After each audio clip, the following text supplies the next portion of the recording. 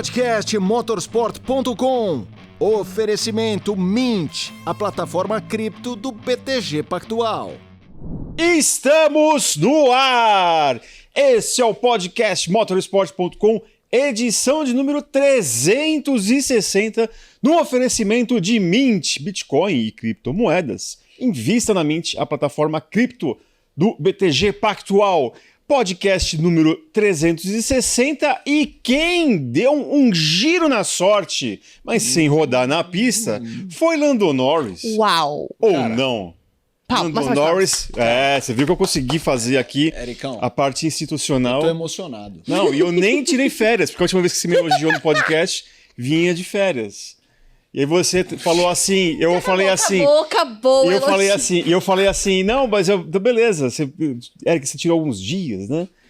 E então, beleza, se quiser que eu tire mais dias, beleza. Aí você falou, vamos falar com a Então agora que você acertou depois de uma maratona de Interlagos, eu posso... Não, agora não, negado. Mais maratona. Solicitação negada. Mas de qualquer forma, parabéns, muito agora, primeiramente, também, vamos aqui também, até para quem está ouvindo a gente, Felipe Mota, apresentador dos canais ESPN, está conosco. Isa Fernandes, mais uma vez aqui nessa jornada, muito obrigado, Isa, por estar aqui para falar de Interlagos, e eu quero saber a opinião de vocês sobre o evento em si, mas antes eu quero falar sobre Lando Norris. Por quê? O Felipe Mota ia falar do Carlos. Você vai falar Carlão. É a força do hábito. Porque a gente passou boa parte dos nossos podcasts desse ano de 2025 contestando muito, especialmente a parte mental de Lando Norris. Uhum. No final, na hora do vamos ver, na hora que tá decidindo, ele não é campeão ainda, mas de certa forma ele deu uma resposta a quem duvidou muito dele, especialmente lidando ali com a vantagem, um fim de semana que ele começa, vai bem e termina bem, já dá para dizer que realmente essa questão da mental já é coisa do passado, que a gente tem que olhar agora para esse novo Lando Norris. Puxa, um abraço para você, Eric, Isa, galera ligado. É um tema me parece um tema difícil de avaliação. Vocês sabem, eu tenho lugar de fala o quanto defendo o Norris. Defendo naquele meu perfil de defender até ideias que eu também tenho. Eu faço isso sempre. Quando eu percebo algo ficando muito massa, eu falo, não, peraí. Eu até acho isso também, mas não estamos exagerando? Eu sempre achei que ele apoiou mais do que deveria, muito embora tenha dado as suas derrapadas. E eu acho que a maior prova de que ele é bastante questionado é que mesmo no momento que ele domina, muita gente tem a dificuldade de falar sobre o bom trabalho dele e volta-se para o Oscar Piastri está sendo sacaneado. Não foi ele que ganhou o Oscar, que perdeu o Oscar. É meio que isso. Eu até acho que a história do Piastri, a gente vai falar depois, ela cabe discutir porque ela é estranha. É uma queda abrupta, né? Assim, desculpa, eu me aproximei demais. É uma queda abrupta e tal. Sobre o Norris, o fim de semana dele é espetacular. E eu acho que ele mostra, depois do que aconteceu do abandono dele na Holanda, em que a gente debateu aqui no pódio, o campeonato acabou, a gente vai pontuar, e que eu falei, não, eu não acho que o campeonato acabou, mas eu acho que se acabar e ele perder por pouco, a gente vai falar, foi na Holanda. E ele deu a resposta de forma incrível. Não sei também até que ponto teve ficado tão atrás, tirou um certo peso da vida dele, do tipo, cara, agora vambora, não sei. Emocionalmente falando. Seja como for, ele tá fazendo um excelente trabalho. Isa, e aí? A gente acho que tem duas remontadas boas do Norris na temporada. Depois do erro dele absurdo no GP do Canadá, em que a sorte dele, no caso, foi também por causa que o Piastri não venceu aquela corrida, ficou na 4ª posição, mas o Lando sai zerado de lá. E depois da quebra da corrida que o Felipe se refere, as corridas seguintes ele vem tirando gradativamente a vantagem, não só tirou, chegou a Interlagos com ponto à frente, agora aumentou. Abriu. Que você acha que nos momentos em que ele estava mais por baixo, que ele poderia se abater, ele deu uma resposta? Você tem essa visão? Oi para todo mundo que está ouvindo e assistindo a gente. Sim, eu vejo que ele dá essa resposta, mas a gente precisa também ser muito justo, né? Ele, é o que você mesmo disse, quando ele erra, ele volta no GP seguinte tranquilo, lida bem com o que aconteceu, faz um GP seguro, faz um GP muito bem feito. E depois acontece aí, né, algo que não tá no controle dele, que é o carro parar de funcionar, o motor parar de funcionar. E mais uma vez, no GP seguinte, ele vai lá, ele mostra que ele superou o que aconteceu e faz um GP tranquilo, faz um GP muito bem feito. O grande ponto pra mim aqui é, a gente sempre bateu nessa questão do Norris não ter mental, do Norris, né, ser um pouco mais transparente com as suas emoções, mas no momento em que ele precisou ser assim, funcionou. Porque foi quando ele mostrou que, de fato, ele não se deixou abalar pelo que aconteceu com ele.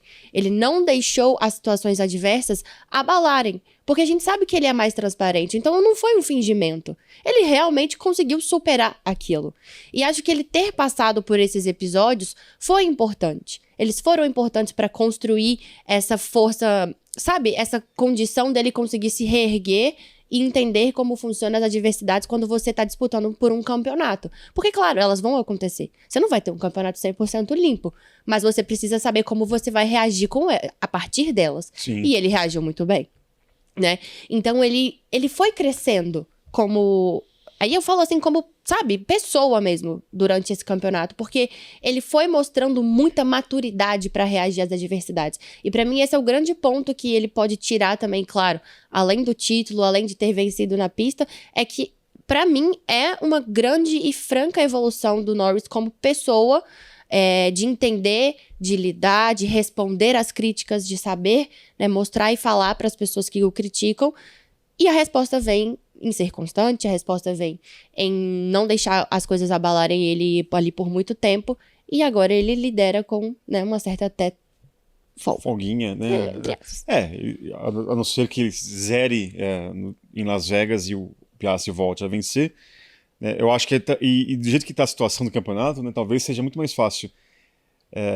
Menos difícil, assim, dele ter algum problema em sair zerado do que o Oscar Piastri vencer.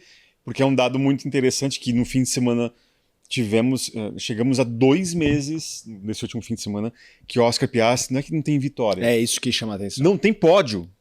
Já deu 2 meses. Já bateu 2 meses. Foi no fim de semana de 7 de setembro. E ele abandona 3 das últimas 6, né? Contando 2 sprints, né? Então, tudo bem, uma das sprints que ele abandona junto com o próprio Norris, né? Que foi a de Austin.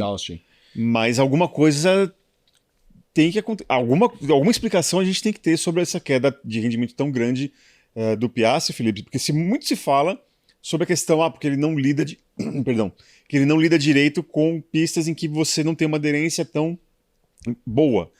Mas só isso pra mim é muito estranho. Não. O fato de ter despencado assim a performance dele é muito. Porque a gente está acostumado a ter uma fase de atleta, né? Um super tenista é mais raro, mas um bom tenista que de repente emenda 2, 3 torneios caindo na estreia para a segunda rodada, atacantes, uma jejum de gols, mas dessa forma, porque se fosse simplesmente, olha, faz 2 meses que ele não ganha do Norris, seria algo que me chamaria a atenção de qualquer jeito. Uhum. Mas eu diria, parabéns pro Norris, tá fazendo... Essa dele 2 meses sem pódio, ok, ficou mais claro que depois da pausa do meio de ano, a McLaren deixou de ser absolutamente dominante, mas ainda assim ela continua sendo muito forte. Uhum. Você com um carro muito forte, num ano muito sólido seu, não ir pro pódio. Porque se dissesse assim, não, o Piastri abandonou aquele GP da Holanda e aí deu um tilt ali nele, o Norris abriu vantagem. E aí até por isso, eu entendo um pouco porque eu questionei, eu questionei a teoria da conspiração, que eu defendo o Norris dessas narrativas anti-Norris, mesmo quando eu mesmo estou incomodado com algo que ele tenha feito. Mas e que daí já tem gente diminuindo o que ele tá fazendo, como se ele fosse. Mas a queda do Piastri, ela é tão grande, eu não tô falando que eu concordo, tá? Eu só tô falando que eu entendo pegar um grupo de gente e falar, não é possível. Tem alguma coisa ali, gente, não é possível. Eu não consigo, Felipe, imaginar que uma equipe vai deliberadamente prejudicar Ainda mais em um momento do campeonato que o Verstappen vinha com tudo e que se eles brincassem, o Verstappen já estava na bunda do Norris. Ah, vou brincar, não, quero que ganhe o Norris. Ia ganhar o Verstappen, cara. Então, assim, essa narrativa, é o famoso, como diria meu amigo de ESPN, Paulo Calçade, eu esqueci, porque não é me inclua fora dessa, é tipo, eu não caio nessa, hein? Eu não caio nessa. Nessa eu não vou. Mas que é estranho, é estranho. Mas tem gente que jura, né? A gente conversando com o público lá em Interlagos, tem gente que jura de pé junto que a McLaren está prejudicando deliberadamente o Oscar Piastri. Então, mas eu vou trazer um depoimento do Gabriel Bortoleto numa entrevista que eu e a Isa fizemos com ele em Interlagos. Que eu perguntei sobre quem vai ganhar. Aí ele deu risada, brincou. E eu falei, mas e esse papo do Norris, seu queridinho? E foi bem curta a pergunta, foi meio que isso. Foi uma réplica por cima do que ele estava falando, porque já estava acabando o nosso tempo. Mas essa história dele ser o queridinho. E aí ele... normal no sentido de... o cara tá lá há X anos, sei lá, 10 anos, 8 anos. Você também no seu trabalho, você tá há 10 anos, você conhece mais as pessoas, você tem mais relacionamento do que... Como quem quer dizer? É normal ele ter talvez um envolvimento pessoal maior ali... Sim. Mas daí, aí ele falou, mas as pessoas que trabalham, não somos só nós pilotos que somos profissionais e queremos ganhar, ganha todo mundo ganha na equipe. Então assim, daí a ter uma preferência, dar uma condição melhor para o... Claro que essas pequenas preferências podem, isso ele não falou, tá? Interrompi, fecha aspas do Bortoleto, agora sou eu.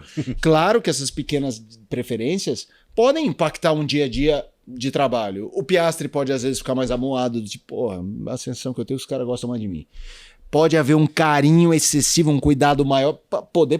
Daí é ter um privilégio, eu não consigo ver. Ainda mais pelo componente, se não tivesse o Verstappen na equação, ganhando, gente, quem mais somou ponto? Há 2 corridas a gente tava falando, ele vai pegar.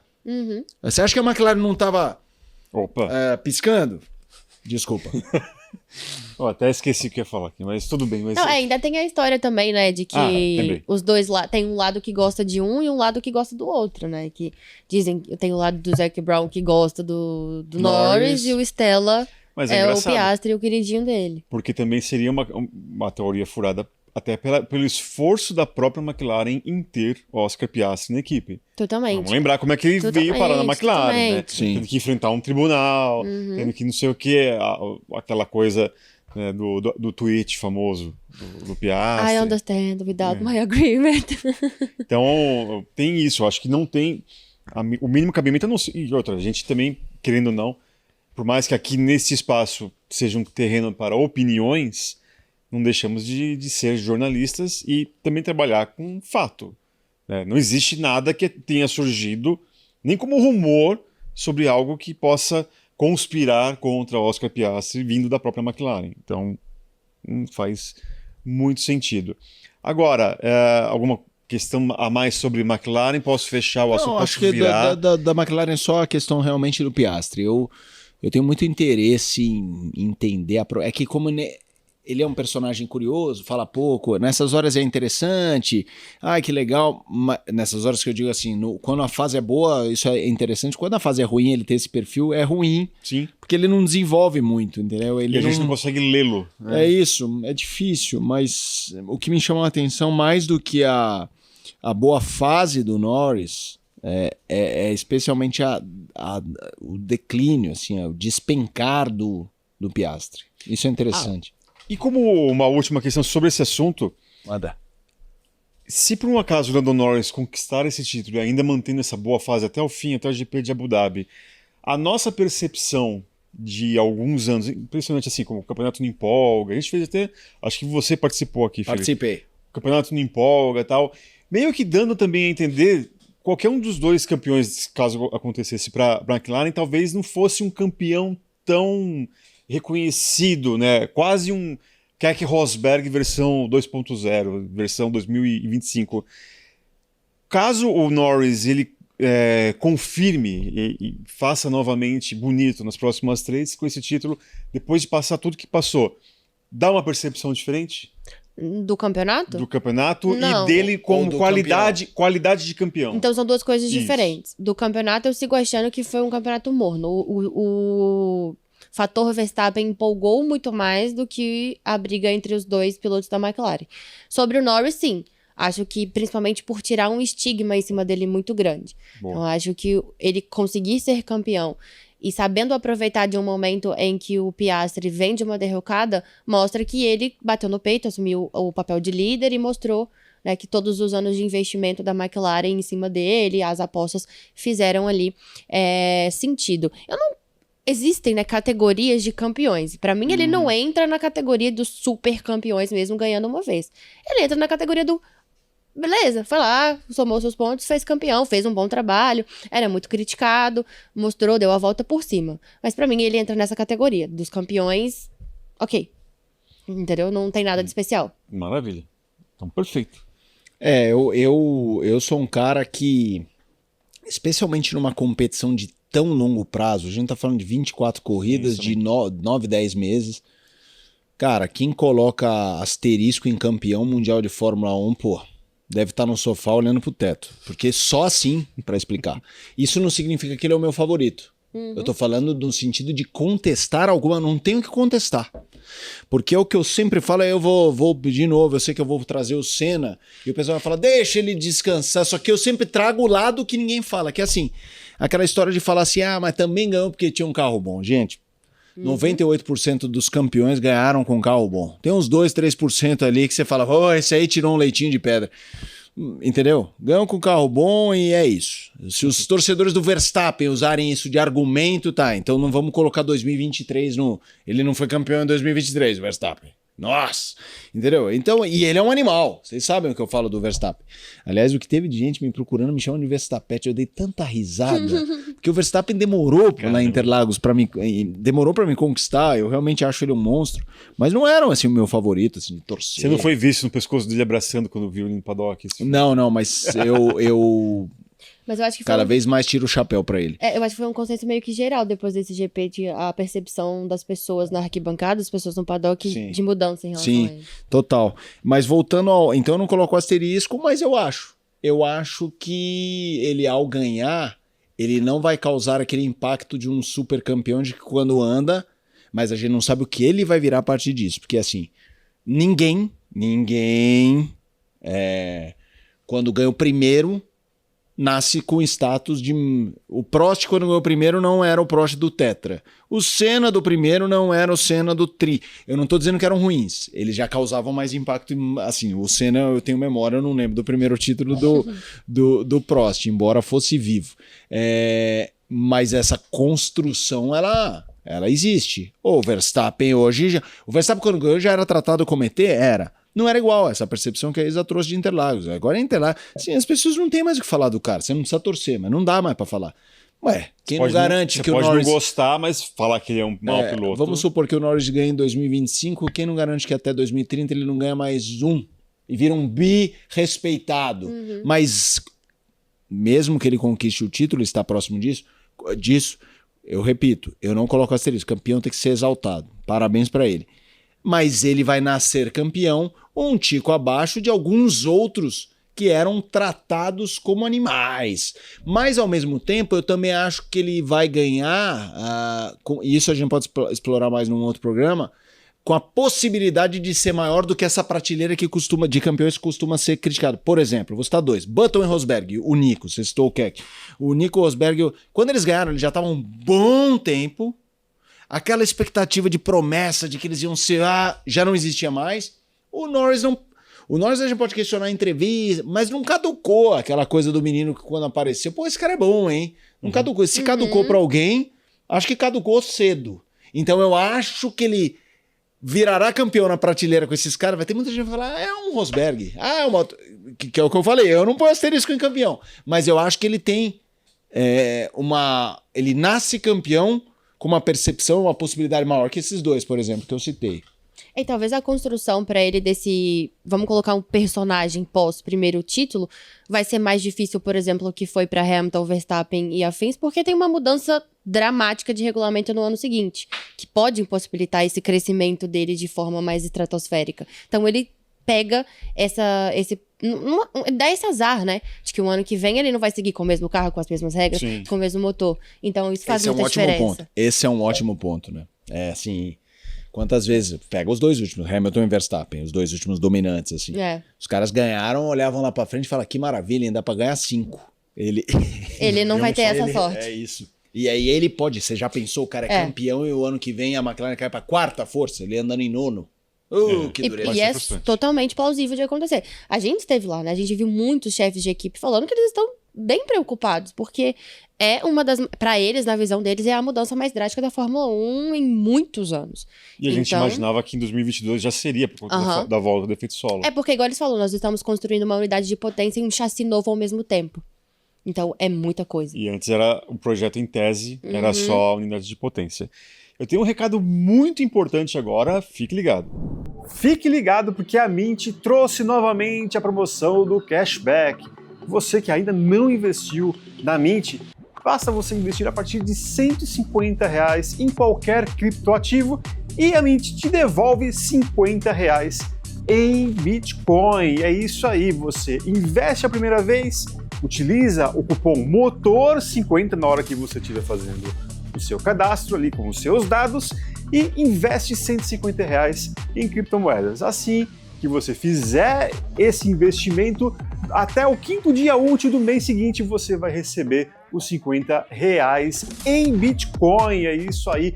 Mint, a plataforma cripto do BTG Pactual. De volta com o podcast motorsport.com para falar dele, Gabriel Bortoleto, que fez a sua corrida em casa. Não foi um fim de semana bom, né? Apesar de um treino livre número 1 e único, promissor, né?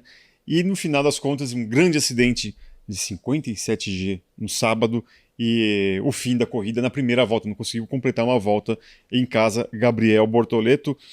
Felipe, você que acompanhou vários brasileiros correndo em casa na Fórmula 1, eu queria o seu depoimento no sentido de a percepção, o feeling que você tem sobre um brasileiro correndo em casa, como você já viu, e como se compara essa parte da história do Gabriel Bortoleto em comparação a outros brasileiros que correram em casa que você acompanhou também. Você está falando dessa relação com o público na arquibancada. Tá legal você ter perguntado isso. Porque eu acho que assim, a pista a gente já falou, já analisou. Não, e eu, durante o fim de semana lá na arquibancada Porto, vocês me fizeram um programa que eu não sei se vocês já exibiram, que aí eu falo várias outras coisas, então eu também não queria roubar o que vocês pediram lá, mas...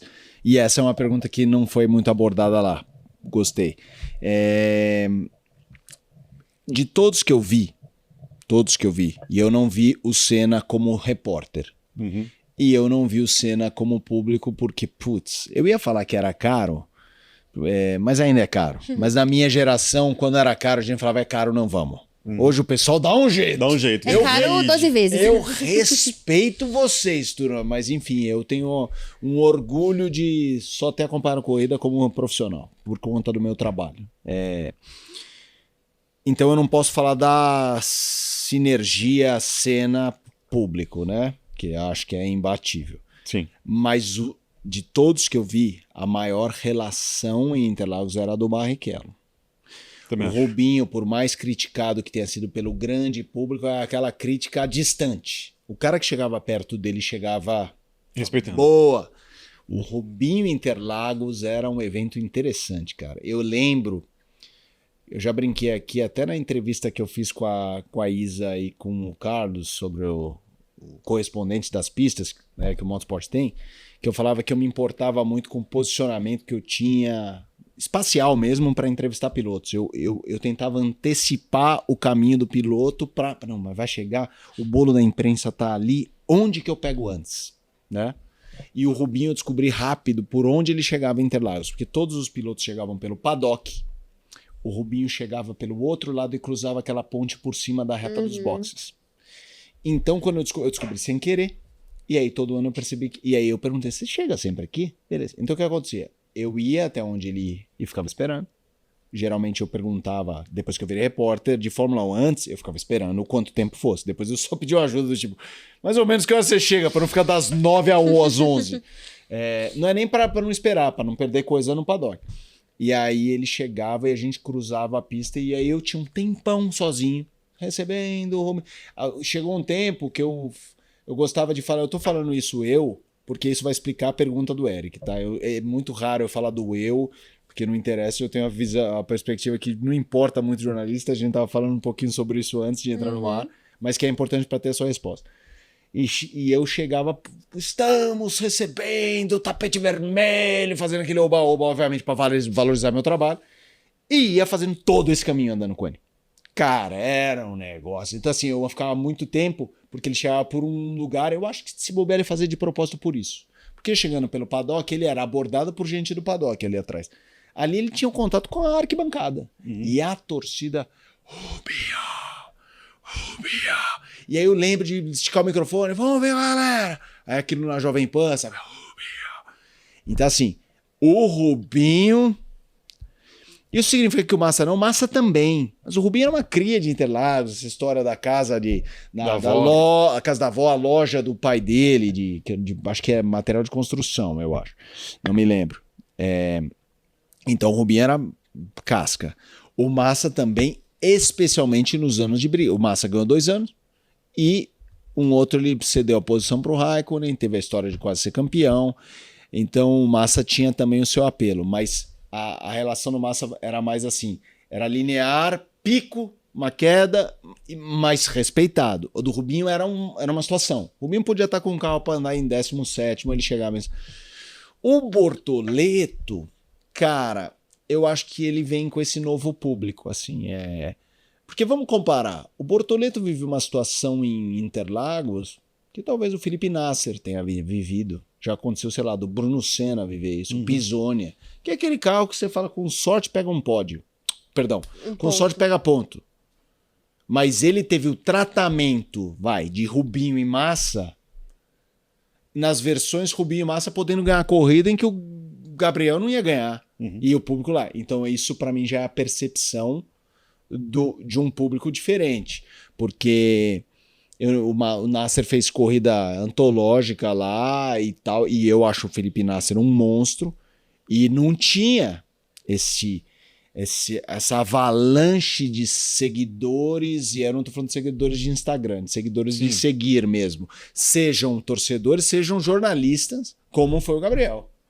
E eu acho que isso mostra como a Fórmula 1 mudou no geral, como a Fórmula 1 mudou no Brasil. Então, assim, eu ainda coloco abaixo do que era o Rubinho, mas já como esse cara, o dono da casa, que eu só vi o Rubinho de uma forma constante e o Massa especialmente nos anos mais consagradores. Perfeito. E Isa, você que acompanhou também muito da temperatura do público, eu vi um monte de menina, e menino também, com asinhas de borboleta. Como que você chegou a bater um papo com essa turma? Como é que era para essa turma? O que eles falavam? Por que essa paixão pelo Gabriel?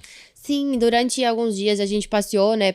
Passeou assim, né? Fica parecendo que tava lá passeando. Mas a gente passou pelos setores exatamente para poder fazer conteúdo com os fãs, para entender, né? Então tinha muita gente de asa de borboleta, de arco de borboleta, de blusa de borboleta. Então tava todo mundo vestido de borboleta, né? Obviamente pelo trocadilho de borboleta com borboleto. E assim, a sensação é que as pessoas, elas conversavam comigo e com a Lívia, minha colega, que falavam assim, cara, a gente ficou tanto tempo sem alguém nos representando que pra gente não importa se ele tá andando em último, se ele tá andando em primeiro, se ele tá ganhando ou não. A gente quer mostrar que a gente tá apoiando de qualquer forma. Ele é jovem, a gente já viu do que ele é capaz, então a gente quer que ele sinta que nós vamos dar para ele o apoio que ele precisa para evoluir dentro da categoria e chegar onde a gente sabe que ele pode chegar porque ele é um bom piloto. Então a percepção que eu particularmente tive foi assim, que as pessoas não estavam, elas estavam ali porque elas queriam mostrar apoio para o Bortoleto independente do que acontecesse. Não é tipo, vamos apoiar só quando ele começar a ganhar, ou vamos apoiar só quando ele começar a ir pro pódio, ou vamos apoiar só quando ele começar a ter pontos todas as corridas. Não, as pessoas queriam que ele tivesse uma sensação real de que esse novo público entende a situação que ele vive, entende a equipe que ele está, entende a realidade e vai estar ali dando suporte e apoio para ele, independentemente do que acontecer. Então foi isso que eu vi. E de fato, né, de lá de dentro para fora, né, que a gente tá ali no paddock para fora, principalmente no acidente, no momento em que a Sauber estava trabalhando para construir o carro dele, era muito apoio. Ele teve apoio o tempo inteiro. Então, é muito interessante ver. Porque a gente sempre escuta, né, que o brasileiro gosta do esportista, enfim, do atleta quando ele tá ganhando. E isso vem numa maré diferente pra mostrar que, olha, pelo menos aqui na Fórmula 1 não é assim. A gente tá muito orgulhoso de ter você aí, de estar representando aí a gente aí depois de muito tempo. E nós estamos junto com você até o fim, independente do que acontecer. Foi muito bonito, assim, ouvir as pessoas falarem isso. Me deixou um pouco emocionada, de verdade, porque vai muito contra a maré do que é realmente, né, o senso do brasileiro de torcida. Não, perfeito. Matando a pau aqui agora. Concordo contigo, né? E é bacana, né? É um jeito de torcer que é novo para os parâmetros nossos da Fórmula 1, como o Felipe falou, basicamente, de como era no passado e tal. Sim. E muito bacana, né? E um clima muito bacana. Eu acho que deixou muito leve como uma borboleta, inclusive. Nossa, Parabéns. Poético. Uau.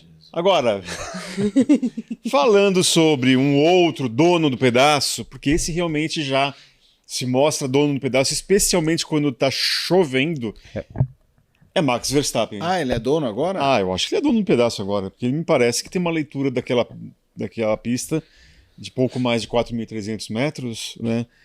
Como acho que talvez nem o próprio Hamilton, que também fez história naquela pista, ganhou título, né? Eu acho que o Verstappen não tem para ninguém nesse momento.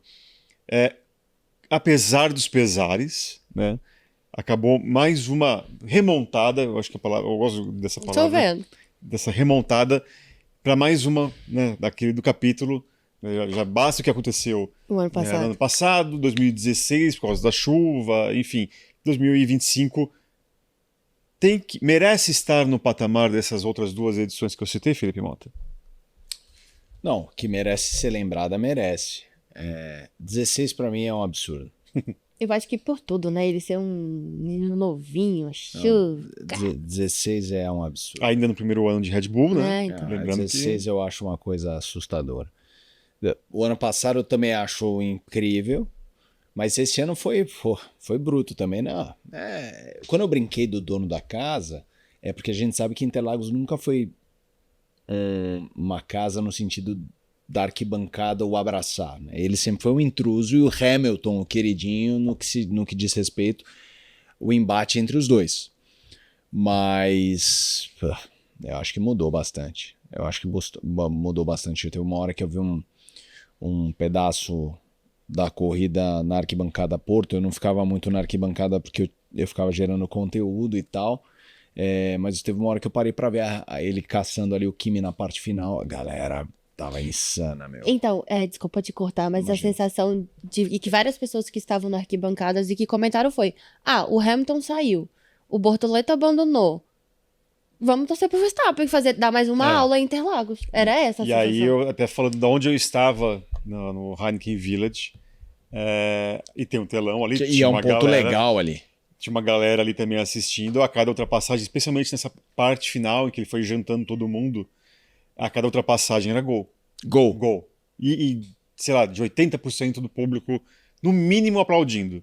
Porque ele não era o cara, assim, ele tava junto ali. Eu sempre perguntei muito pra galera ali, isso que eu te por quem que você torce e tal. Tava, no mínimo, pau a pau. Com quem? Com o Hamilton. Ainda era Hamilton. Ainda é Hamilton, mas eu acho que no desempate, podemos dizer, tinha mais torcida de um Verstappen. Já dá pra dizer que, pelo menos onde eu tava, um trecho, não foi uma pesquisa, uma sondagem. Claro. IBGE Eric. IBGE, boa. Cara, IBGE Eric, apelido cunhado pelo Guilherme Longo. Excelente, eu não conhecia. Adorei. Vai Max Verstappen ligeiramente à frente de Lewis Hamilton hoje em 2025. Ele virou esse jogo. Já no programa 360. Então, eu não determinaria que ele virou porque ele teve uma condição de corrida que permitiu também ele... Sim. Porque se o Bortoleto estivesse bem, o Hamilton bem e tal. Mas assim, a gente tá vivendo uma situação do Hamilton que a gente não sabe se é definitiva, de não ter uma retomada. Vou deixar remontada como você. Obrigado. Uma retomada e tal. E o Verstappen é o que é. E E assim, eu fiz uma pergunta na coletiva pra ele que foi... Quinta-feira. Quinta-feira, Isa? Que era assim, cara, você mediu várias vezes força com o Hamilton e aqui é um território Hamilton, pela história dele, blá, blá. Mas, cara, esse ano a percepção mudou muito, assim, do brasileiro pra você. Eu queria tentar entender... Que daí eu até uso uma expressão que ele meio que me conta. E porque ele tava concordando. Enquanto eu falava. Ódio. E aí o que eu queria falar? Eu talvez não tenha formatado bem a pergunta, mas naquele momento, o que eu tava querendo dizer assim: no embate com o Hamilton era o Hamilton. Mas que esse ano, ou ele ganhou a torcida, ou pelo menos a. Porque eu tinha usado o termo fanbase, que a fanbase dele cresceu. E aí eu falei que a turma do. A hate base. Ou ela sumiu, ou ela tá mais quieta. Tipo assim, o que eu queria dizer, pô, vamos ficar quieto. Eu continuo gostando desse cara, mas não dá pra falar mais dele.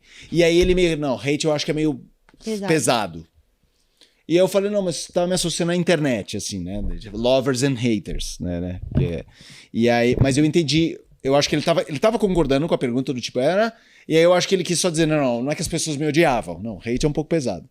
E aí eu falo, mas sua relação com o Piquet, com a família Piquet, e a forma como você acolheu o Gabriel.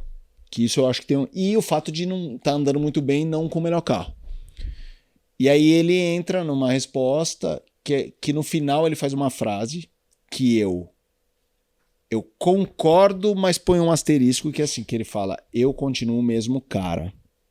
O que deve ter mudado é a percepção das pessoas. E quando a gente conversou com o Gabriel, o Gabriel falou isso dele. Não, ele é isso.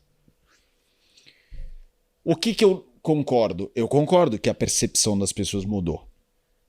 E eu concordo com ele que ele não mudou no sentido assim. Eu acho que ele quis dizer assim, eu continuo o mesmo cara, a forma como ele vê o mundo, como não sei o quê. Mas é óbvio que não é o mesmo cara. Por coisas que talvez fujam da mão dele. Por exemplo... Ele ganhar corridas e dar show com um carro que não é o melhor, eu acho que se ele pudesse voltar a ter um carro voador para ganhar 20 em 20, ele ia querer. Mas é inegável que todo piloto desses grandalhões, Senna, Hamilton, Schumacher, esses caras crescem quando fazem coisas em que fica claro o braço sendo determinante. Então isso teve um impacto. Piquet é uma coisa natural, essa relação com a família Piquet, casou, tem filho e tal. E a relação com a primeira filha da Kelly, eu acho que essa relação já deixou ele num ponto de vista muito humano, muito bonito a relação. E o jeito dele do Gabriel, que aí obviamente é uma coisa de relação dos dois. Mas eu acho que ele mudou assim, quando você ganha muito, você perde aquela coisa do preciso... Ele continua um instinto assassino na pista, mas ele não precisa ser instinto assassino em rigorosamente tudo que ele faz. E antes de ganhar, ele era instinto assassino na pista, na entrevista, no não sei o que, na chegada, no briefing. E isso ele não precisa mais. Mas o mesmo Verstappen ainda tá lá, eu concordo. Então eu acho, assim, eu fiquei muito... Eu não sei se eu falei isso no ar, mas eu vou falar, assim, eu não gosto de bater foto com as pessoas, assim, eu tô falando eu como fã, né? Não tô dando uma de nariz empinada, assim, eu não gosto de... Não é que eu não gosto, não é a minha, nunca foi. Eu não tenho uma foto com o Schumacher, eu não gosto de pedir autógrafo, não é a minha. Só que o meu caçula é Verstappen. E eu tava nessa entrevista aí na quinta-feira, tava sem bloquinho, sem nada, eu falei, putz, eu podia pegar o autógrafo pro meu filho. E aí eu corri pra pegar um bloquinho, uma caneta, voltei. Cara, eu esperei meia hora. Filhos mudam os pais, cara. Porque, puta, eu não esperaria um minuto pra mim. Jura? Você tá falando? Não pelo Verstappen. Não tô falando do Verstappen, tá? E aí eu esperei meia hora e me chamou a atenção que eu cheguei pra assessora logo no começo e falei, olha, meu filho é louco pelo Max. Posso... E não teve um ambiente carregado. Se o cara é uma mala, a assessora já... Ela virou e falou assim, pode pedir pra ele, eu acho que ele não vai se importar. Ela já saiu do caminho. E se é isso, ele não impôs... Ele não vira e fala, porra, meu, tira esses balas daqui. Então ali, quando ela falou aquilo, eu falei, isso já indica mais ou menos quem é o cara. E eu fiquei lá meia hora esperando ele respondendo a entrevista. Então eu não tinha o que fazer, fiquei vendo ele dando entrevista em holandês. Eu fiquei... Essa coisa de falarem que ele é uma pessoa simples me deu 100% a impressão e um cara rigorosamente simples, assim, que essa coisa do o lado glamour do multicampeão, pra ele, a sensação que eu tenho é que ele não tá nem aí, cara. Tenho 2 depoimentos, porque eu falei que eu saí com uma visão muito diferente do Max Verstappen desse GP, porque foi realmente o primeiro GP que eu tive mais contato com ele de forma direta.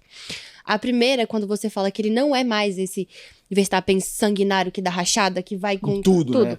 No cercadinho no sábado, ele chegou muito descrente de que tudo ia dar certo no domingo, de que as coisas iam funcionar. E aí, primeiro eu faço a pergunta pra ele, perguntando: seu carro tava quebrado? O que aconteceu com o seu carro? E ele fala pra mim: não tava quebrado. A aderência tava muito ruim, mas tinha alguma coisa acontecendo que eu ainda não sei e eu não posso te dizer o que é, porque eu não faço ideia do que aconteceu. Perguntas acontecem, tarará, e aí perguntam pra ele: mas o que você acha que vai dar pra fazer no domingo? E aí ele fala lá: cara, vou tentar fazer o que der, vamos ver hoje o que a gente faz, mas eu não tô com muita expectativa pra nada. E aí, naquele coisa de jornalista, eu solto pra ele e falo: mas você ganhou de P17 no ano passado. E aí ele olha pra mim assim, eu falei: não, vai me dar uma rachada. O Verstappen do Velho Testamento vai vir e vai me dar uma no meio. E ele simplesmente olha pra mim e fala: mas eram circunstâncias diferentes, né? Com essa calma. Eram circunstâncias diferentes, né? Então, e volta a responder a outra pergunta. E aí eu tive essa percepção de que, tipo, ele fala o que tem que falar, mas ele não vai mais com aquele, tipo, vou te ceifar, vou te dar uma no meio, vou te cortar. Ele foi extremamente educado. E, gente, eu me arrependi imediatamente de ter entrado no meio e falando o que eu falei, porque eu achei que ele ia me dar uma rachada. E tá tudo bem também, não teria problema. Mas não, ele foi tão sereno, tão calmo, tipo, sim, eu ganhei.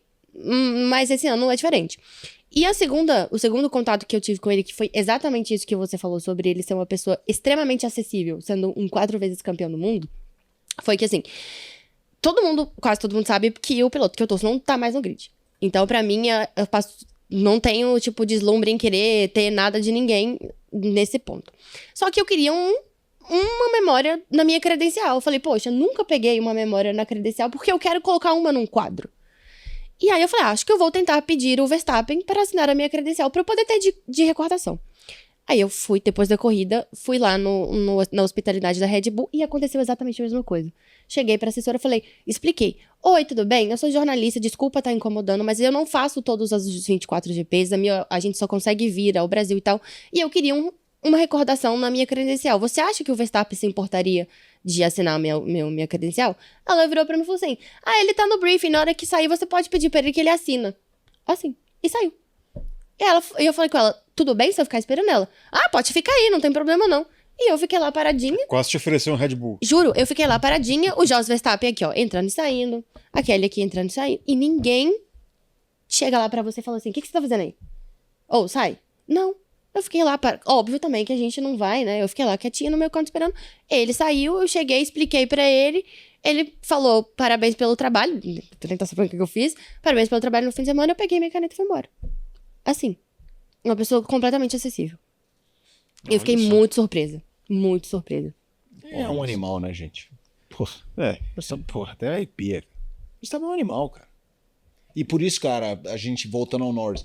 Se ele for campeão, teve o melhor carro. Qualquer cara que ganhar correndo com o Max pós-título, você ser campeão em cima do Max. Mas tem um... Sim. Guarda no quadro. A gente tá guardando o credencial, entendeu? É isso. Eu bloquinho pro meu filho. Você ganha no Max, cara. O Max é gigante. Bicho. Eu concordo plenamente.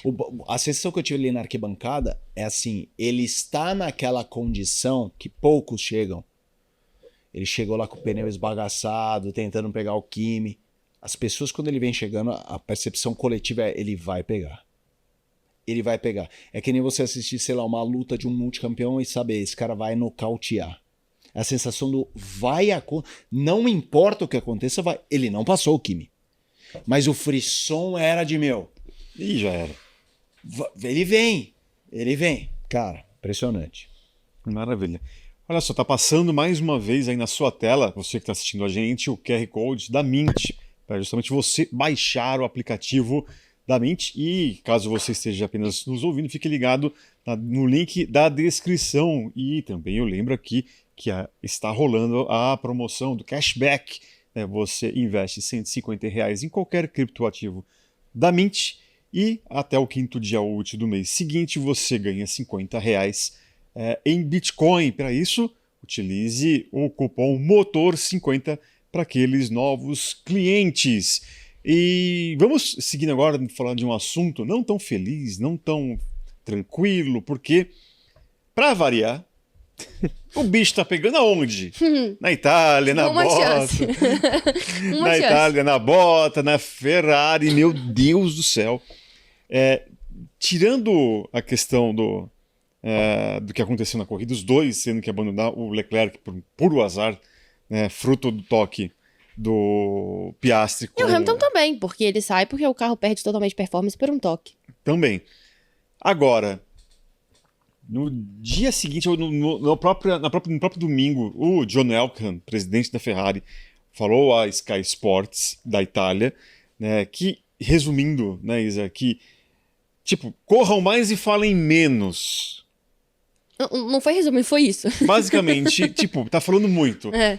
Exaltou o papel dos mecânicos, de todo mundo que tá trabalhando na união da equipe, falou do título mundial de endurance que a Ferrari conquistou nesse último fim de semana lá no Bahrein, né? Usou o exemplo vitorioso para dar uma cutucada naquilo que está acontecendo na equipe de Fórmula 1. Pouco inoportuno, cara. Falar. E depois, obviamente, também teve as respostas, né? Insinuações do próprio Leclerc e o Hamilton. Eu não entendi o que você falou do inoportuno. O que foi? Eu ia falar, eu ia falar que eu acho que, fui ser irônico. Pouco inoportuno, né, essa questão aí, porque ele fala que é para os pilotos falarem menos e correrem mais, mas o cara precisa gerir também e falar menos, porque tá jogando os pilotos contra a torcida. Ou não? Quem quer falar primeiro? Posso começar? Por Claro, favor. fica à vontade. Ele é o manda-chuva? É o manda-chuva? É o manda-chuva. Cara, ele faz o que ele quiser. Ele é o patrão. O patrão não é o Hamilton, né? O Sérgio Maurício pode falar isso. É um ótimo bordão, pegou. Sim, inclusive... Mas ele não é patrão. A gente falou de Piquet agora, para fazer um parênteses. Eu vi muitas camisetas esse fim de semana, daquela que assim, Piquet usou uma vez, patrão é meus ovos. Fecha. Nossa. Bom. Cara, vamos lá. O cara é patrão. Ele Sim. tem 2 super pilotos. Mas ele tem isso o quê? 1.000 funcionários só falando diretamente ali da Fórmula 1. É mais.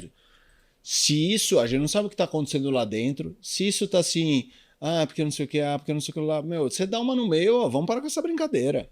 Assim, pareceu pra mim um corte hoje que não tem 100% a ver com isso, mas era um papo do Toto Wolff com o Martin Brundle, em que o Toto Wolff, é velho isso, mas ele pergunta pro Brundle como era o Senna, e aí rola uma reflexão do Senna. E ele fala, o Brundle, que o Senna acreditava verdadeiramente que o mundo queria prejudicá-lo. E aí o Toto fala, não, mas eu acho que os grandes campeões, porque o Hamilton é assim, o Verstappen, esses caras já têm essa coisa do ver problema na sombra, tudo ruim e tal. E a Ferrari tem seus problemas, a gente sabe, a gente cansa de falar, Ferrari. Italiana. Cara, mas, assim, tem 2 pilotos ali pra trabalhar e eu não tô dizendo que o cara tá certo. Eu não tô falando se eu concordo ou não, só tô falando que se tem alguém que tem direito de falar alguma coisa, e eu também acho que é muito fácil, você lidera uma equipe ali toda, na quinta-feira vem o Hamilton falar uma coisa, aí vem o outro na sexta, você vai dar no meio, mas vamos parar com a palhaçada? Dá pra parar com a palhaçada? Ele podia falar assim, olha, muito legal o Hamilton tá reclamando, mas poxa, o Leclerc tá largando em terceiro, ele tá em 15º, hein? É o mesmo carro, hein, gente? Você entendeu? O meu ponto, Felipe, eu acho que assim, beleza, e eu acho que ele tem direito de botar o negócio na mesa, mas numa sala fechada. Eu acho que colocar isso que eu acho que ele fez, imprensa... Eu acho que ele fez da mesma forma que, porque, tudo bem, os pilotos estão sempre... Utilizando a imprensa para... mas eles são obrigados a falar, eles têm que aparecer lá e falar, os chefes de equipe em geral podem sumir mais do que piloto. O piloto é obrigado aí. Aí o cara faz uma pergunta e ele responde. Mas eles... Especialmente eu acho mais o Hamilton do que o Leclerc, para uma linha mais assim do lamentar e tudo mais. Repito, não estou falando que eu concordo com a manifestação. Só estou falando que assim, ele não foi ele que começou, né? O pessoal fala assim, olha, gente, vamos trabalhar aí. E alguém perguntou também para ele, imagino eu. Sim. Tudo bem que ele é tão influente que se ele chegar na Itália para qualquer veículo e falar, abre o microfone que eu quero falar, alguém vai falar. Meu, Vários vão. é óbvio. Se ele me ligar, eu dou espaço pra ele. Com certeza. E é isso. Fala, presida. O que você acha, Isa? Então, você trouxe um ponto interessante, porque eu acho que foi uma reação de um ano inteiro de Leclerc e Hamilton falando, o carro não tá bom, o carro não funciona, o carro não sei o que, não sei o que, não sei o que lá. Só que é interessante porque ele fala especificamente sobre o GP do Brasil no começo da resposta. Sim. E o GP do Brasil, especificamente para o Leclerc, foi de muito azar, porque o Leclerc se classifica bem. O Leclerc ia pro pódio, se tudo corresse da forma correta. Sim. Né? Ele, por um azar ali, ele acaba saindo da corrida. O Hamilton, ok. O Hamilton não faz uma boa classificação e acho que dificilmente ele conseguiria fazer uma corrida tão boa quanto a do Leclerc. Então eu acho que foi ali... Sabe aquela questão do tipo, os italianos são como os sul-americanos que às vezes deixam a emoção falar mais alto? Eu acho que ele acabou de ver a equipe do X ser campeão no mesmo fim de semana que os dois carros abandonam. Então ele botou a boca no trombone pra mostrar que ele tá insatisfeito. Isa, deixa eu fazer uma pergunta, que você ficou muito mais paddock que eu. Nesse GP específico, Hamilton e Leclerc deram alguma paulada no carro? Olha, particularmente, eu não tive muitas sessões com os dois. A quinta, o Leclerc tava mais falando sobre o noivado e sobre as coisas extra-pista do que especificamente sobre o GP. Porque assim, eu não vi nada, assim, e pode ser, isso pode ser Mas eu, então, tô tomando cuidado. Porque me chamaria a atenção ele dar essa paulada num fim de semana que eventualmente eles não falaram. o Hamilton fala, ele tem uma aspa forte, ele fala que se tornou um pesadelo. O sonho de correr na Ferrari se tornou um pesadelo. Então, o Leclerc não. Então é por o causa Leclerc, disso. ele Não, então é por causa disso. ele fala especificamente do azar, né? Que, enfim, o Antonelli e o Piastri deveriam ser mais cuidadosos. Ele tava muito puto com isso. Mas o Hamilton usa claramente a fala... Tô até pegando o sonho de pilotar pela Ferrari se transformou num pesadelo. É complicado. Assim, na minha visão é complicado. Porque eu entendo ele tá puto, eu entendo ele querer, né, cobrar publicamente. Mas acho também que certas coisas devem ser feitas de forma mais... Mas, enfim, ele manda, né? Então. E ele gastou muito dinheiro pra ter o Hamilton na Ferrari. Sim. Eu É contesto sempre só bom a questão deixar de isso claro. deixar isso público, porque aí ele bota mais fogo ainda naquilo que já é um incêndio eterno, né? A Ferrari que não ganha é sempre um incêndio. Então eu acho que é isso. Numa sala, numa reunião extraordinária. Mas eu acho que foi uma combinação de coisas que acabaram combinando nisso, sabe? Como o próprio Felipe sacou e a gente trouxe, o Hamilton falar que virou um pesadelo, os dois carros abandonarem, aí no WEC eles são campeões, e aí um fim de semana que, né, na Fórmula 1 dá tudo errado. Então não foi, tipo, totalmente de graça, sabe? Eu perguntei, até explicando pro público, porque esse ano eu fiquei com muita demanda fora do paddock. Meus dias de paddock foram quinta e domingo. E com as entrevistas, porque para quem não sabe, quinta-feira é o dia mais importante de entrevistas, as exclusivas são sempre às quintas-feiras. Cara, vamos lá. Agora eu respondo ainda melhor, eu acho que é a sua pergunta. Não acho, o Hamilton, cabeça quente, cara. Eu nunca pego alguém de cabeça quente, a não ser que a pessoa cometa um crime na declaração. Nossa, a pessoa foi homofóbica na declaração. Mas ele tá de cabeça quente. Não, gente, peraí. Agora, dar uma derrapada numa declaração esportiva de cabeça quente, eu sempre dou uma segurada. Acho que ele foi de cabeça quente e tudo mais.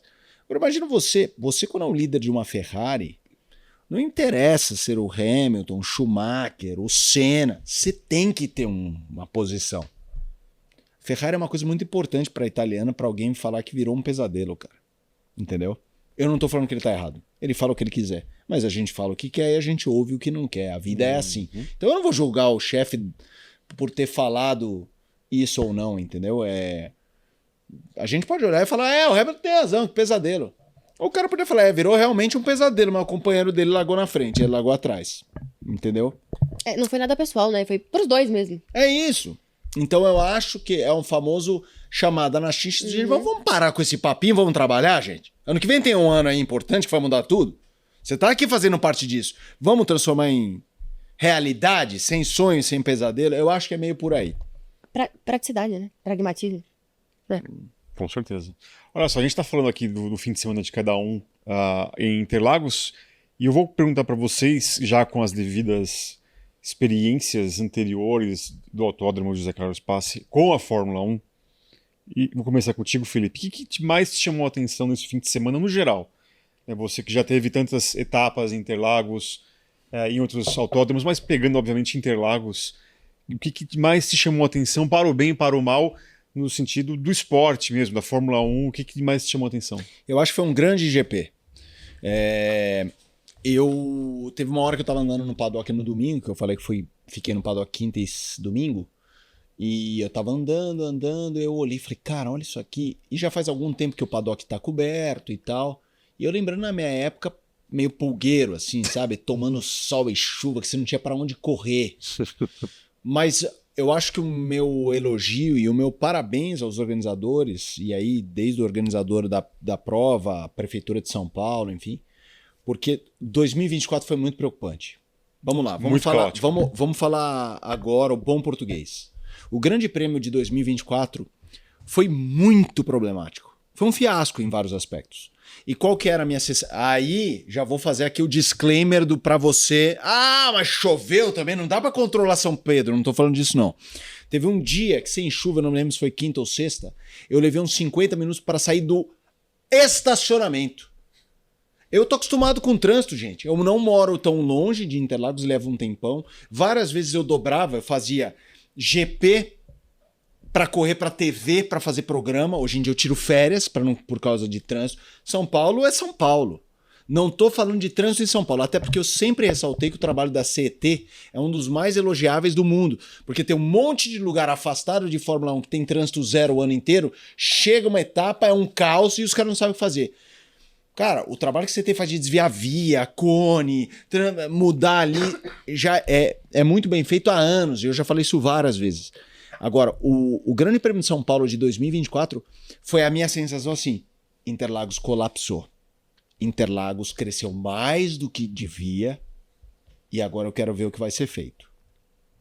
Porque talvez não tenha volta. Não dá pra você falar, não, então vamos pegar esses 4 camarotes aqui, tira. Estamos falando de grana, de oportunidade e tal. Então vamos lá. O serviço interno. Você estava lá, Eric, você circulou bastante. Cara, mudou muito. Existe agora, para quem está acompanhando aqui, existe um serviço de artérias e veias internas. Interlagos nunca teve espaço para nada.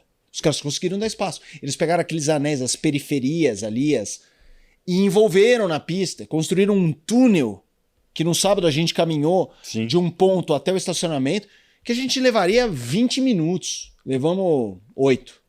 Levaria meia hora. Tinha coisa que você tinha que fazer por fora. Você tinha que sair da pista para dar a volta.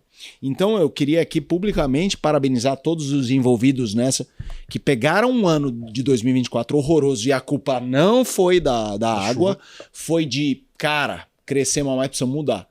E mudaram. Continua com um defeito aqui, defeito ali, continua. Eu, Felipe, não passei nenhuma situação de perrengue de eu falar assim, cara, isso é inaceitável. Para ser sincero, teve uma. Houve um atraso de alguns profissionais do credenciamento. As credenciais atrasaram. Então, por exemplo, Guilherme Longo, Olivia Veiga. Veiga. Ela vai matar a gente, só Andrade. Ela tem os dois, tá? Mas Olivia Veiga. Eles esperaram de um jeito para entrar na pista na quinta-feira que não é correto. Eu fui na quarta, que era uma data de e não estava pronta. Isso não pode, você tem que avisar. Mas aí eu não sei se é FON, se é FIA, não sei. E não é organização. Não é organização do GP local. A pista, eu queria ressaltar, o autódromo, eu queria ressaltar porque 2024 me preocupou demais de eu falar, vai virar catástrofe. Vai virar catástrofe. E eles deram a resposta, cara. E eu acho que na vida é assim. Você dá uma deslizada, errou, aprende com o erro e resolve. Resolveram. Eu tive uma boa percepção, quero ouvir. A Isa ficou mais no paddock, quero te ouvir. Mas acho que o seu depoimento também é bom, porque você circulou pra caramba. Pra caramba. Sim. Não, a questão das veias, as artérias, acho que foi o principal. As artérias foi o funcionaram, principal. Não? Muito bem. Você, por mais que alguns circuitos sejam muito, muito maiores que Interlagos, né? Mas você circular aí dentro para um ponto A para um ponto B é realmente, em tese, problemático. É muita distância, você tem um tempo sempre muito curto e uma distância muito longa, e eles conseguiram fazer uma solução simples, prática e que eu acho que funcionou para todo mundo, né? Que estava ali para trabalhar, não só na questão dos profissionais de imprensa, mas também para quem estava ali vendendo o lanche, a faxineira que precisava limpar um outro ponto do autódromo, que tinha que pegar o transporte, e para todo mundo, né? Eu acho que nesse caso talvez tenha sido o maior golaço. Percebi uma preparação maior, inclusive, para a chuva, né? Todo o planejamento que a gente via ali, já se sempre, quando ouvia a explicação de algum tipo de planejamento, não, porque no caso, se chover forte, a gente está assim, assado, as próprias serviços de vans ali internas sempre cobertas, né? Porque você podia lidar ali com a chuva e acabou, no final das contas, só no domingo, tarde e noite, acabou atrapalhando, e talvez um pouco na sexta-feira ou no sábado, eu não me lembro, que tinha um pouquinho de chuva. Então, eu acho que nesse caso, eu assino embaixo o que o Felipe falou, né, me parece que eles pegaram os defeitos, aquilo que tinha acontecido no ano passado, e circularam como prioridade, porque isso não podia se repetir. Para explicar para o público o que são essas veias e artérias internas, havia um serviço de van. Então você chegava, eu fiz bastante coisa na Arquibancada Porto. O Eric estava na Village da Heineken. Tinha outras entregas lá, tinha um paddock, e o ponto do paddock era uma caixa, um espaço do Santander. E é como se fosse estação. Você chegava na van e falava assim, vai pra Vila Porto? Vou. Você entrava. Aí você esperava um pouquinho e tinha as paradas. Funcionando. E achei, em geral, os prestadores de serviços preparados. E muito simpáticos, felizes. Preparados, cara. E também. Parabéns, porque assim, você via gente que não sabia onde estava e que era não sei onde tá, não sei se isso é a sua credencial ou dá esse acesso, mas não, você não entra. Não aconteceu nada de eu perguntar a alguém. A única vez que eu perguntei um negócio, a pessoa não sabia responder, mas ela... fulano, não sei o quê. E resolveram. Eu achei um golaço, Isa. Também, e lá de dentro ali. Também. No paddock a gente teve alguns pequenos problemas com acessos, mas acho que por falta de conversa de informação. Porque a credencial de mídia você basicamente pode ter acesso a qualquer lugar, porque você precisa trabalhar. Então... A condição de você ser barrado em lugar que você podia entrar. Mas parece... Não eu, mas a Lívia, por exemplo, ela queria pra fazer conteúdos, por exemplo, do pódio e falar, não pode, sendo que a gente pode entrar pra fazer os conteúdos e entrar. E, enfim, outros colegas da imprensa também tiveram esse tipo de problema, de, por exemplo, carro com o adesivo e não deixaram eles entrar, então assim... Mas acho que foi ali aquelas coisas que foram se ajustando mas muito pequenas, assim. Eu falei, inclusive, que esse ano o respeito de todas as pessoas envolvidas com os jornalistas, principalmente, foi muito grande, muito maior. A gente foi muito respeitado fazendo o nosso trabalho lá dentro, dos funcionários que estavam lá, que olhavam, viam a nossa credencial e eram sempre muito solícitos, sempre, né, não, tudo bem, vocês podem fazer seus trabalhos, só, sabe, ali conversando e passando as instruções que precisavam de uma forma sempre muito clara e sempre muito respeitosa. E assim... Foi o ano mais tranquilo de trabalhar, na minha opinião. Não tivemos problema algum. Pra sair do estacionamento, rapidaço a gente saía, a gente ia embora, não tinha trânsito, não tinha engarrafamento, não tinha nada. Trabalhamos lá dentro totalmente tranquilo, a sala de imprensa nada a reclamar. Então, assim, foi um ano em que, aparentemente, e poucas reclamações das pessoas nas arquibancadas. Pelo que eu vi, as únicas reclamações foram que a galera acha que pode colocar um pouco mais de pontos de hidratação, porque eram poucos para um setor tão grande, por exemplo, como o setor A, e a invasão da pista. Mas isso aí são detalhes. De resto, filas para entrar, todo mundo falou que foi muito rápido. A questão das meias entradas foram super rápidas, que não teve aquele problema do ano passado. As catracas, né? As catracas funcionaram perfeitamente. Então, assim, as reclamações foram quase nulas para esse ano. Excelente. Perfeito. E olha só, mais uma vez, quem avisa Miguel tá passando mais uma vez aí o QR Code na sua tela, e também fique atento ao link na descrição para você baixar já o aplicativo da Mint, MYNT. Fique ligado na promoção do cashback da Mint, que é muito bacana, você vai se dar bem. Eu queria só fazer, então, por favor, um último destaque, porque você perguntou, né, do que chamou a atenção, mas também me chamou a atenção que foi a primeira vez que eu cobri em loco um brasileiro, né, na Fórmula 1. Boa. Foi muito diferente para mim, muito diferente, assim, ver... Ainda mais por ele estar na Sauber, né? E a gente que anda no paddock, assim, a gente vê que é uma equipe que geralmente não tem procura, é sempre muito tranquilo. E era sempre muito interessante, porque tava sempre muito cheio. Tava sempre com pessoas, tava sempre com gente querendo, né, tirar foto, saber onde tava o Bortoleto, ver. E, assim, a quantidade de pessoas importantes que passaram ali durante o fim de semana foi muito louco, assim. Durante o acidente dele mesmo, no sábado, eu estava no paddock na hora que aconteceu. A gente ouviu o barulho de dentro do paddock, porque foi muito alto. E, assim, foi uma das cenas mais impressionantes pra mim no fim de semana, que houve um silêncio sepulcral quando mostrou na imagem que tinha sido ele que tinha batido. Todas as pessoas ficaram em silêncio lá dentro. Tipo assim, puta merda, com todo respeito. O que aconteceu? Sabe, e aquela urgência de saber se ele tava bem, a urgência, porque a arquibancada também ficou em silêncio. Então, assim, foi uma experiência muito emocionante. E não, assim, no sentido, sabe? Foi emocionante, foi muito diferente. Pra mim, trabalhar num GP pela primeira vez com um brasileiro, foi muito legal, assim. É uma experiência que pra mim, foi marcante e vai ser marcante por muito tempo. Perfeito. A minha primeira vez já era com 2 brasileiros, olha só, com o Felipe Nasser ainda e o Felipe Massa. Mas isso fica para um outro momento. Por falar em brasileiro, senhor Felipe Mota, brasileiro, Felipe. Por falar em brasileiro, Felipe Mota, eu sei que você participou do podcast dessa semana. E eu acho que por isso que eu já estou linkando aqui, porque eu acho que eu já sei do que ele vai falar. Qual destaque você nos traz aqui que a galera também vai poder assistir na edição dessa semana? Não tem como fugir, né? Diogo Moreira, espetacular, que rapaz incrível, calmo, frio em momentos difíceis, venceu a etapa de Portugal. Manu Gonzalez ficou numa posição em que a diferença agora é de 24 pontos, faltando uma etapa. O Diogo tá muito perto de ser campeão mundial. Uma mão e 4 dedos na taça. Não dá pra comemorar, ainda mais em moto. Mas mesmo assim, cara, ele criou uma gordura, porque não é fácil o Gonzalez ganhar. Se ele abandona, o Gonzalez precisa ganhar. É a única combinação de resultado. Então, ele é incrível e a gente, claro, debateu com o Fausto Macieira no podcast esse grande momento do Diogo Moreira. Brap!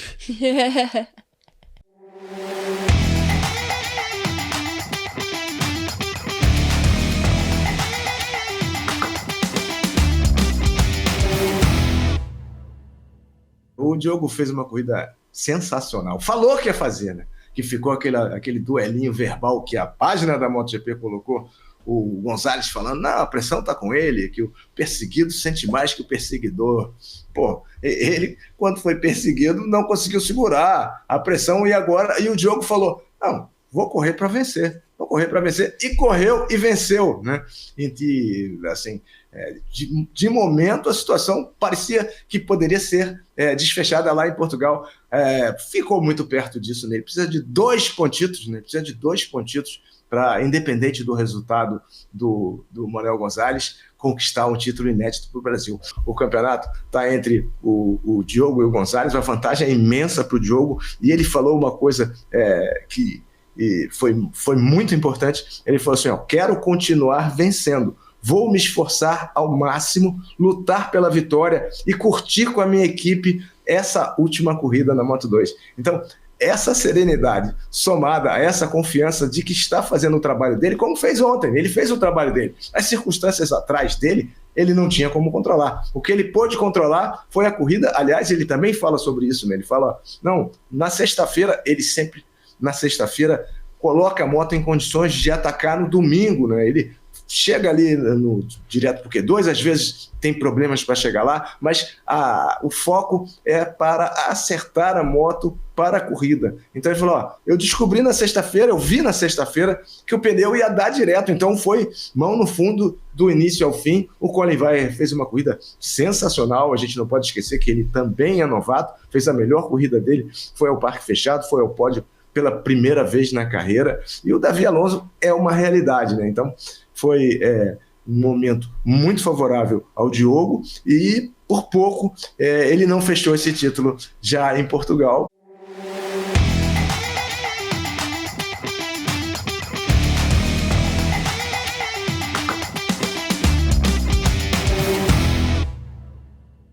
Tá aí o grande Fausto Macieira, botafoguense, Fausto Macera, a grande sumidade, o cara que conhece tudo e mais um pouco sobre duas rodas. E depois desse destaque, eu também vou ter que me despedir, porque acabou o tempo, bacana demais esse podcast, com a presença de Felipe Mota, apresentador dos canais ESPN, mais uma vez aqui, agradecendo a sua participação, e também a Isa Fernandes nesta jornada aqui, neste dia, e mais uma vez, lembrando a promoção do cashback da Mint.